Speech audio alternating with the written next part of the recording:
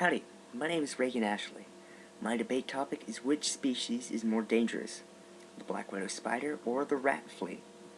Due to time constraints, my previous partner and I were given permission to do our debates separately by Chelsea, the TA. I will be taking the side of pro-black widow.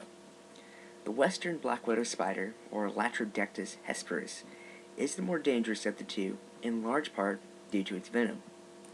The black widow spider is the most venomous spider in North America, containing a venom 15 times more potent than that of a rattlesnake. The venom contains numerous toxins, but the one fatal to humans is alpha-latroxin. This toxin spreads through the bloodstream and then binds itself to the membranes of nerve endings. It then creates pores in the nerves that allow chemicals that signal muscle movement to enter uncontrollably. This causes great pain and muscle spasms. In some cases, it can create spasms in the diaphragm that cause the victim to be unable to breathe. In small doses, this venom is painful, but the victim can recover. However, unhealthy adults, young children, and elderly adults are at greater risk of fatality. Some additional characteristics that make the black widow dangerous have to do with how close it can get to humans. Though easily identified if seen, the black widow has ways of remaining hidden. A black widow makes its habitat in dark places with lots of insect traffic.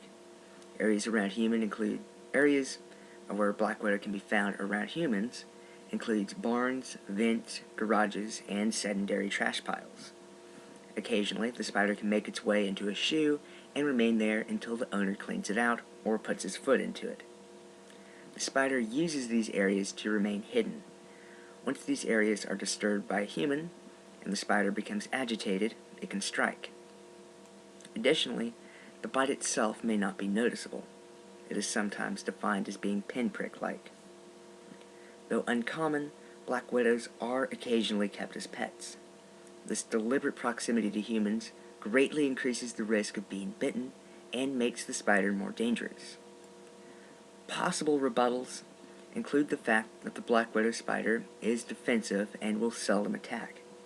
Additionally, despite its highly potent venom, it rarely injects a deadly amount into its victims.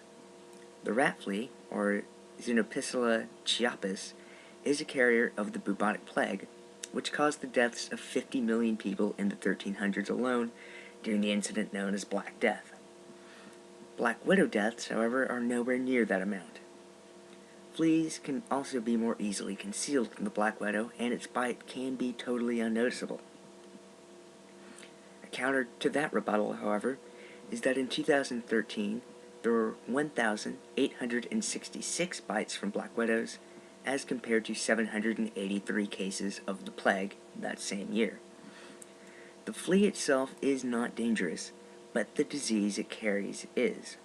The black widow, on the other hand, is always dangerous, and it is only a matter of if the spider itself will inject enough venom to kill you that determines fatal and non-fatal incidences.